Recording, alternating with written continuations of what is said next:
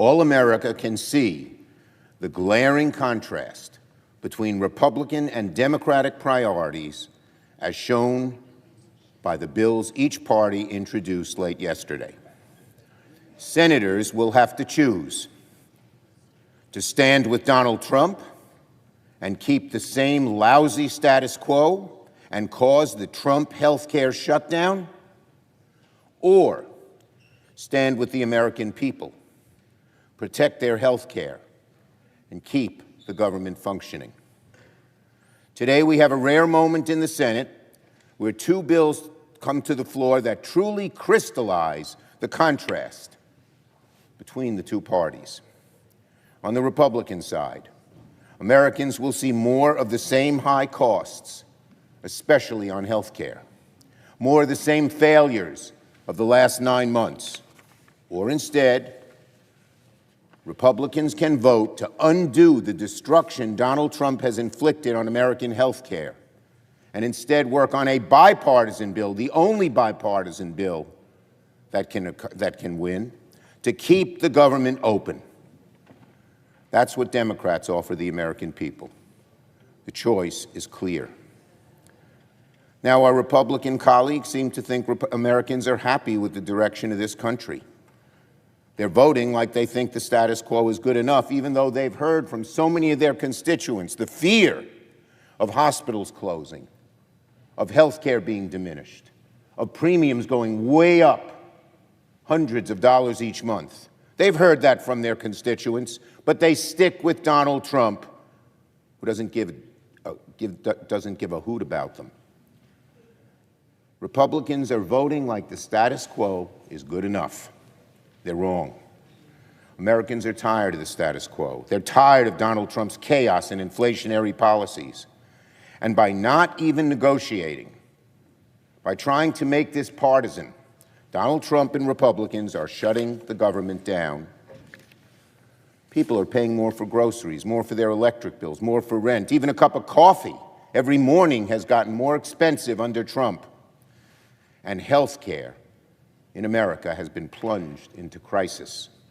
15 million Americans will lose their health care. Premiums are set to go through the roof, hundreds of dollars each month, thousands of dollars each year. The American family, average family, can't afford that. And Republicans, what do they say? Well, let's kick the can down the road. Republicans say, let's put it off. Let's do it later. But for Republicans, later means never. We should solve this health care crisis now. People are already getting letters in the mail saying their premiums are about to go up the next year, $300, $400, $500. God forbid, even more. A new report today showed that if we extend these tax credits, the vast majority of the benefits will go to the working and middle-class families, to families that need help, and that's what Democrats want to do here today. Also, hospitals from Virginia to Nebraska, from Maine to California are shutting down right now, not next year, now. You know what that means? If you live in rural America, the closest hospital to you might be hundreds of miles away. You might not be able to see a doctor. Even if you can, you're going to pay more to see the doctor. If you're an adult with parents who live in a nursing home, what's going to happen if that nursing home closes due to budget cuts? Hundreds of nursing homes will close because they depend on Medicaid, which has been slashed. Most people, most average families, can't afford to take their parents in. And there's no way that they could provide the same care and expertise that a nursing home could. I've talked to long-term care centers in Republican districts, no less, where doctors and nurses and healthcare workers and parents are frustrated or worry their jobs are imperiled, and worry even more that their patients are imperiled. They cannot understand how Donald Trump and Republicans are so okay with cutting their funding. In short, it's a betrayal. But that's what the status quo looks like under Donald Trump. And also, let me speak to my own colleagues here in the Senate who care about this institution and who in normal times would love to work together with the other side to make good things happen for the country. Donald Trump and his little minion, Russell Vogt, have made a total mockery of the congressional appropriations process. He has trampled over Congress's power of the purse. He has illegally frozen, canceled, and redirected, unilaterally misappropriated hundreds of billions in funding. Why the heck should the Senate vote on a budget if Russell votes single-handedly with Donald Trump's support undo it all? And that includes NIH research, it includes public broadcasting, and so much else. It's all illegal. It cannot be tolerated. Why pass a budget if Russell Vogt can unilaterally rescind it? Every senator should not stand for it, including our Republican colleagues. Democrats will certainly not stand for it. Will Republicans? Republicans cannot expect that another take-it-or-leave-it extension of government funding that fails to address health care costs is going to cut it for the American people. What we should do instead is move forward with our Democratic proposal to work to keep the government open, to lower people's premiums, protect people's health care. And finally, both sides should at least talk. Donald Trump does not want to talk. He has said to Republicans, don't even bother to deal with Democrats. That is Donald Trump saying he wants a shutdown. You have to have two parties to pass a bill. If you say don't deal with Democrats, you're saying you want a shutdown. That's what Trump has said. He either doesn't know the Senate procedure, where you need 60 votes, that's obvious, or he doesn't know math, because he only has 53. Donald Trump is saying he wants a shutdown, and Leader Thune and Speaker Johnson should resist Trump's bullying. They know the only way to pass a budget is with bipartisan negotiation. In the 4 years when we Democrats had a majority, there was never a shutdown. Why? We talked to our Republican colleagues and created bipartisan proposals. We sat down and talked, which was normally what happened, except our Republican colleagues, Leader Thune, Speaker Johnson, are too afraid to buck Donald Trump. Well, the American people won't stand for Donald Trump's status quo. They don't like the Republican partisanship. They expect both sides to come together and address the real needs they face, from health care to the cost of living. This is what Democrats offer the American people with our bill today. Will Senate Republicans heed their call? And I must speak for another moment about the FCC.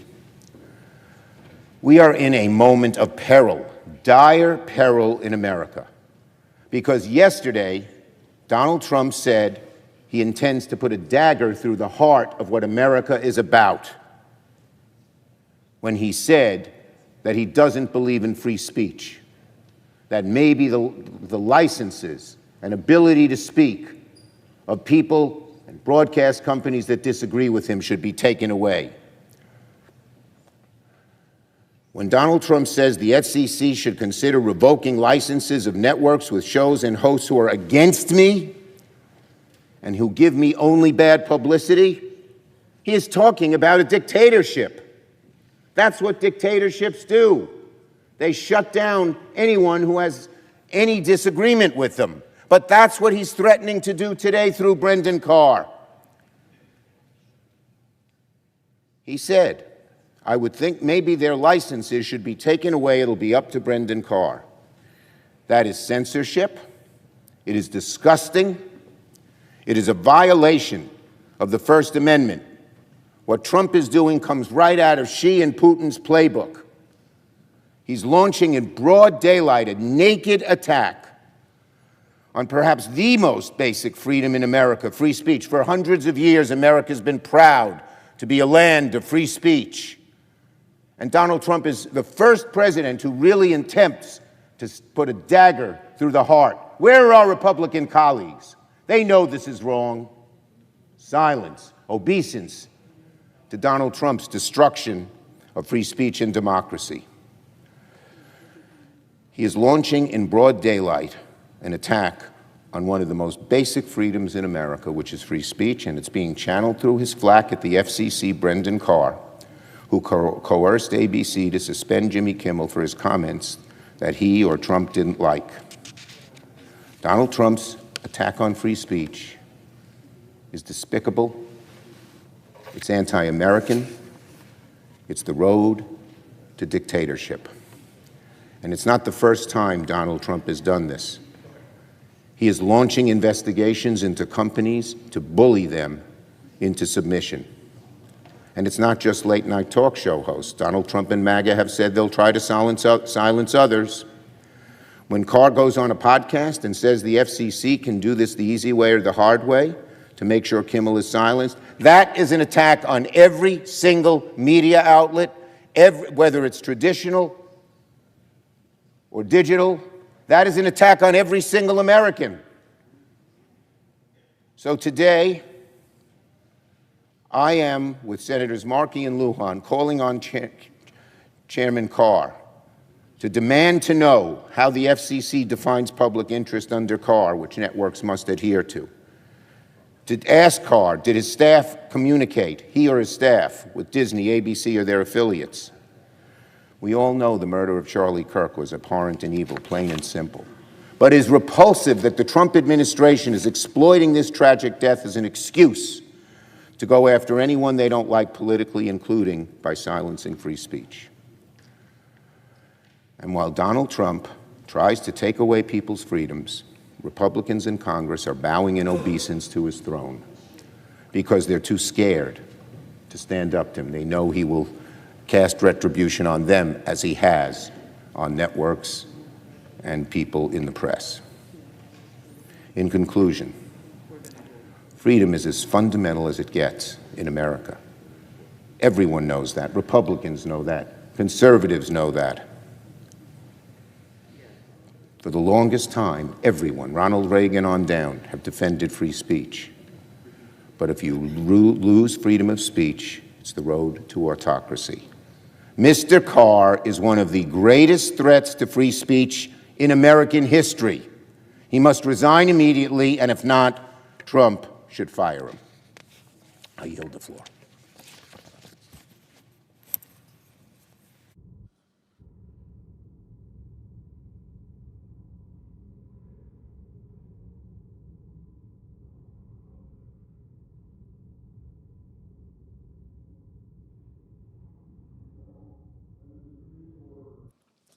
The leadership time is reserved.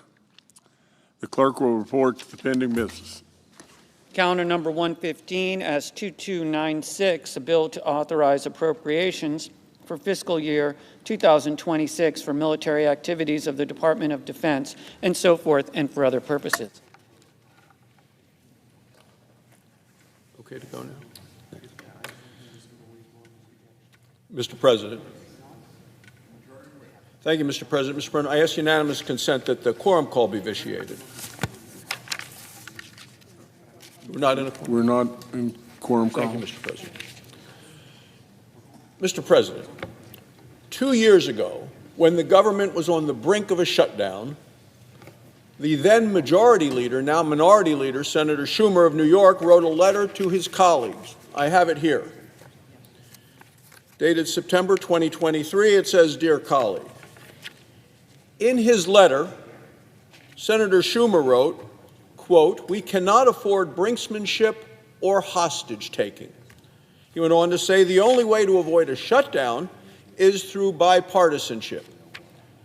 Well, Mr. President, I'm happy to announce that just in the last hour, the House of Representatives passed, in a bipartisan vote, a continuing resolution to keep the government funded. That's not what we're seeing today, though, from the Minority Leader. Senator Schumer has written this time not a dear colleague letter, but the biggest ransom note in American history. Would my colleague yield for a question? Regular order, no. $1 trillion, $1 trillion in ransom. Order.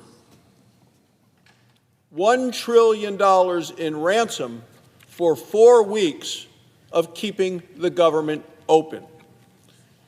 It is filled with partisan political poison pills that will never become law. What we are seeing today from the Minority Leader is exactly what he once condemned. He is holding the American people hostage. What he's promoting today is not a spending bill, it's a shakedown. The Schumer shakedown, the Schumer strategy to lead to a Schumer shutdown. Let me break down this ransom note line by line, because the American people deserve to know what the Democrats are demanding. Their $1 trillion demands include $500 billion to continue the COVID era spending spree. We were originally told that the COVID bonus subsidies would be temporary. Democrats now want to turn them into a permanent government giveaway. This is in spite of the fact that the COVID crisis has ended years ago. The Nobel-winning economist Milton Friedman was right.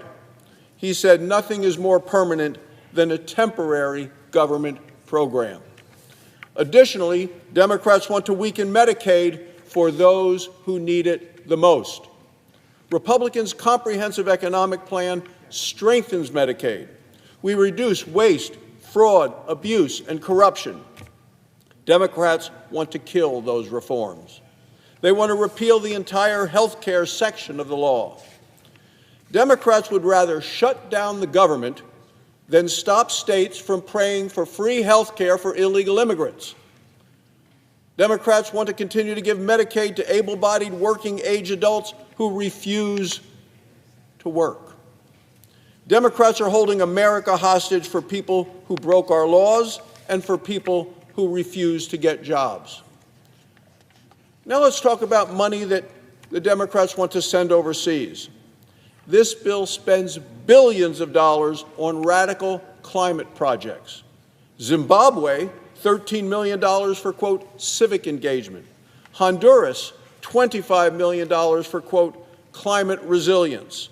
West Africa, $40 million for, quote, low emissions development. Let that sink in.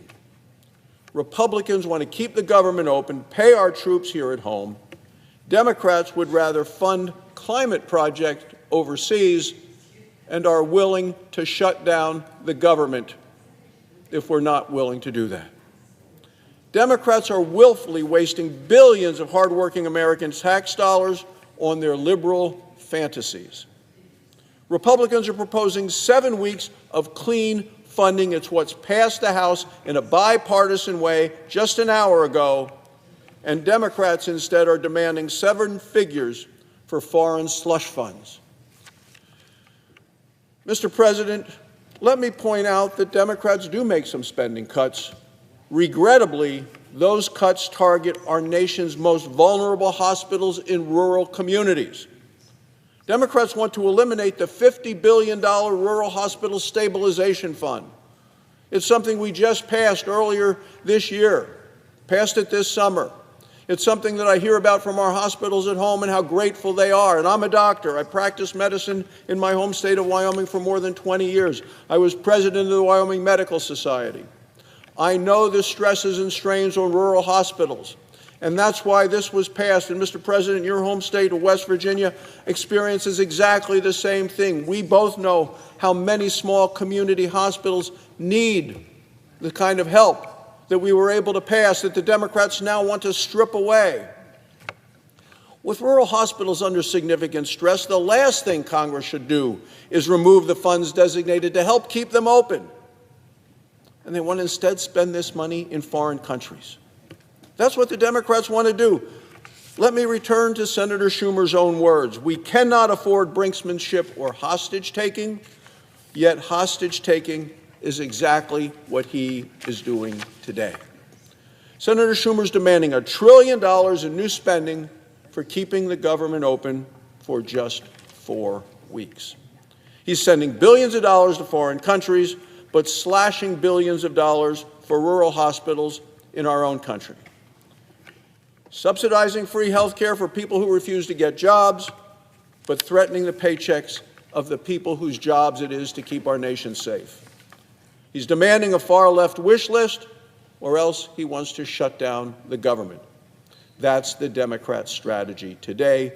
Make no mistake, Republicans will hold Democrats accountable for supporting this dangerous political theater. The good news is Congress can keep the government open and functioning without hostage-taking and without shakedowns. Republicans' clean, continuing bipartisan resolution that just passed the House with a bipartisan vote is ready to go. 7 weeks long, it gives Republicans and Democrats on the Appropriations Committee the time they need to finish their work. And I see the chairman of the Appropriations Committee and ranking member on the floor right now. The House passed it today, bipartisan. President says he'll sign it. Senate Democrats voted for similar bills, not once, not twice, but 13 times when Joe Biden was president. There's only one person standing in the way of keeping the government open, and that is the minority leader. He has said it himself, we cannot afford hostage-taking. I would say to the minority leader, stop holding the government hostage, stop holding the American people hostage, get rid of the ransom note, keep the government open. The American people deserve better than a $1 trillion shakedown. Thank you, Mr. President. I yield the floor. The Democratic leader. I would just make one point to my good friend from Wyoming. When we were in the majority for 4 years, there was not a shutdown, not one. Why? Because we did what you're supposed to do. Talk in a bipartisan negotiation, and each side has input. The reason we're having a shutdown now is you and your leadership refuse to talk to Democrats and have any input, and want only your imprimatur on the bill, which we believe hurts Americans badly with health care. Never a shutdown when we were in the leadership. So you can quote all the things you want. We did it the right way. You are not. The senator from Washington. Mr. President, in just a short bit, we're going to vote on a bill that Democrats introduced earlier this week that does a couple of critical things. First of all, it prevents a needless shutdown at the end of this month, and it gives us more time to hammer out the funding bills that help get families by and ensure Congress, not Donald Trump or Russ Vought, decides how our taxpayer dollars are spent. Secondly, this bill takes critical steps to prevent Russ Vought from stealing money from cancer research, or Trump deciding unilaterally that he's going to cut off funding he doesn't like. Third, it provides critical new security resources to keep federal officials safe and help ensure political violence does not tear further at the fabric of our democracy. And fourth, this bill addresses the looming Republican health care crisis to stop health care costs from rocketing up and our rural hospitals from shutting down. These are 4 priorities that I think every single member of Congress should be able to agree with. But I'm afraid that while some of my Republican colleagues say they want to address the health care tax credits, they are quick to caveat that now is not the right time. The Republican leaders said as much. So I have to ask, when is the time? It seems to me the time is now. When Republicans say they don't want to talk about health care yet, what they're saying is they don't want to talk about it until a lot of the damage has been done. Because premium hikes are already being announced and people will receive letters in the mail with their new rates next month. So the time to act really is now. The clock is ticking. But Republicans don't want to even have a conversation about that yet. Well, Democrats are forcing a conversation. Our bill would not only avoid a government shutdown and give us time to continue working on our funding bills, it would address the imminent health care crisis, preventing premiums from skyrocketing by extending health care tax credits before those higher premiums kick in and are locked in, and reversing Republicans' massive Medicaid cuts that will kick millions off their insurance and shutter hospitals. This vote will show America who seriously wants to help our families afford health care and keep those hospitals open, and who is content to let those costs skyrocket and hospitals to close.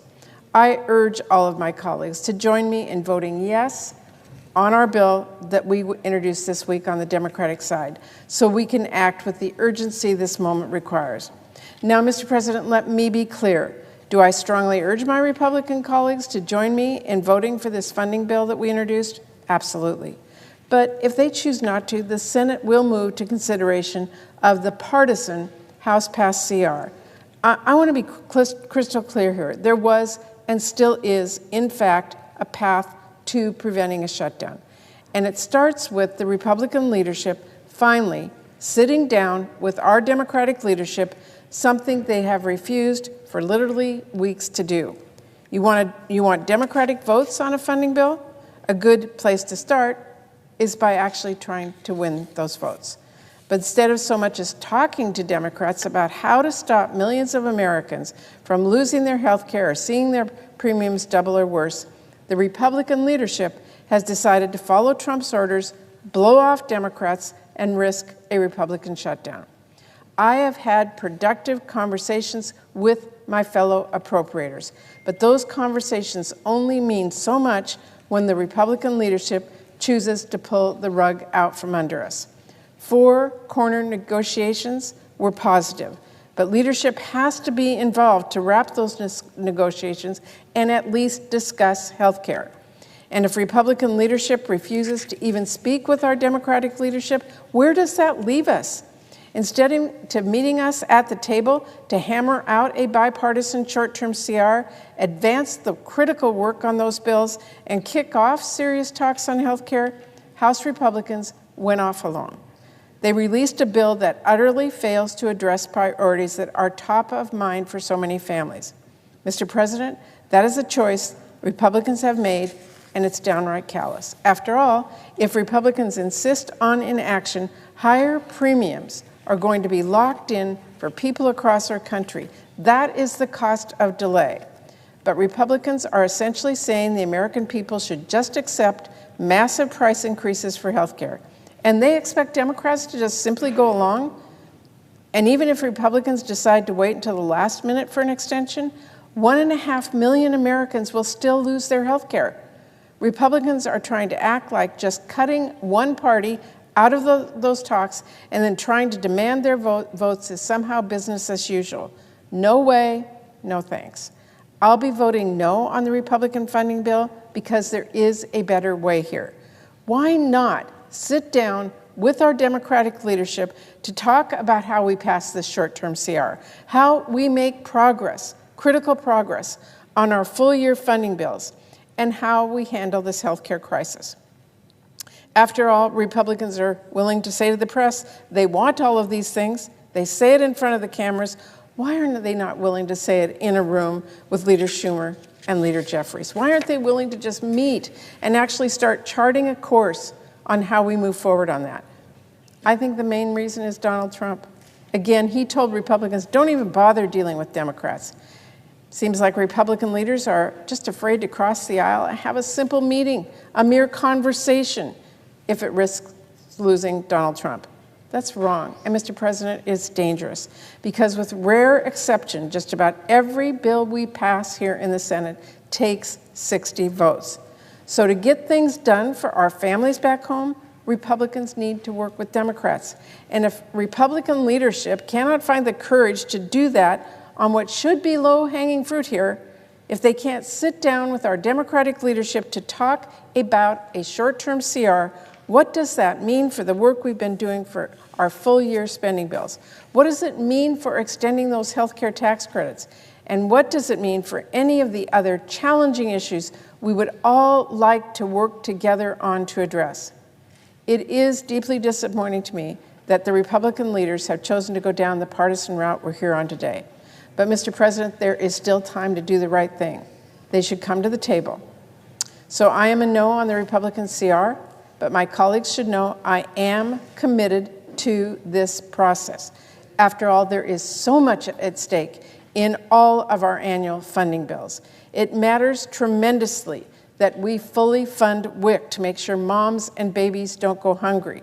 It is hugely important that we fund the VA to make sure our veterans are getting the quality of care we promise them when they come home. Families in my state and across the country are counting on us here in Congress to protect funding for child care and Head Start so our kids can learn and grow.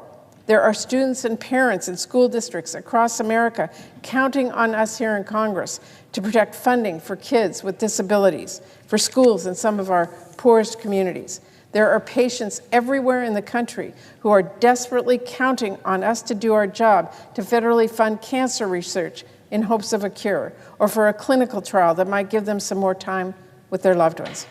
Mr. President, I could go on, whether it's funding to replace lead pipes or to treat opioid addiction. The work we do in our Appropriations Committee matters. The outcomes that this Congress dictates over how we spend taxpayer dollars matters. It is hugely consequential for millions of Americans. And I'm so glad that there is strong bipartisan support for so many of those programs, because when we can all agree on something good, that is a win for all of our constituents. So yes, I want us to find a way forward so we can keep working on our full year spending bills that will actually help people. We've already passed 8 of those funding bills out of our committee, 3 on the floor that we're working right now really hard to conference so they can be signed into law. These are all bills that will help people and solve problems. None of us should want to hand the pen over to Russ Vought and give him or Trump or anyone else at the White House more power over our federal spending. That is what another year-long continuing resolution would do. So there's a better path forward. I would ask Republican leadership, simply come to the table. Compromise, Mr. President, is a very basic principle. Every American understands it. And if Republicans don't bother working with Democrats just because Donald Trump told them to, this will be a Republican shutdown. You know, Republicans control all of government, the House, the Senate, the White House. The American people know who will be to blame. I ask that we work to move forward, to choose a different path, work together, and avert this shutdown. Thank you, Mr. President. I yield the floor.